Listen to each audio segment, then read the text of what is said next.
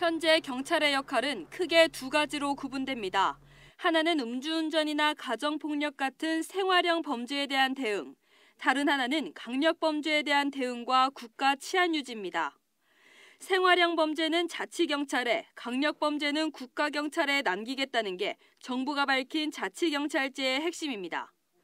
이를 위해 현행 국가경찰은 경찰대로 두고 광역시도에는 자치경찰본부가, 시군에는 자치경찰대가 신설됩니다. 제도 시행부터 4년 동안 현재 모두 국가직인 경찰 인력을 국가직 6대 지방직 4로 나누는 작업이 진행됩니다. 이 안이 그대로 시행될 경우 강원도 내 경찰관 4,000명 가운데 1,500명이 자치경찰로 전환됩니다. 정부는 공모 절차 등을 거쳐 내년 말부터 전국 5개 시도에서 자치경찰제를 시범 운영할 계획입니다. 강원도는 자치경찰제 도입에 적극적입니다. 자치경찰제 도입에 대해서 적극적으로 찬성을 하고 있고요. 법이 통과되는 추이를 보면서 좀 적극적으로 준비를 진행할 예정입니다. 하지만 자치경찰제도가 강원도에서 제대로 이뤄질 수 있을지 우려의 목소리도 많습니다. 당장 인력이 문제입니다.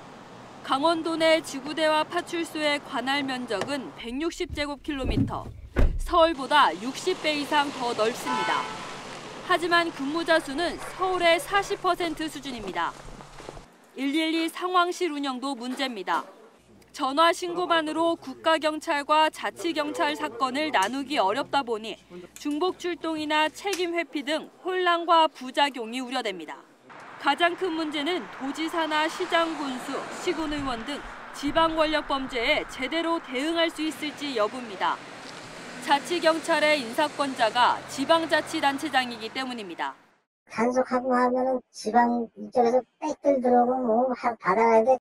왜 같은 지방직이 되면은 그 신경 어떻게 안 써? 쓸 수밖에 없지. 장기적으론 강원도의 경제력으로 자치경찰의 인건비라도 제대로 감당할 수 있을지 걱정스런 실정입니다. KBS 뉴스 하초입니다.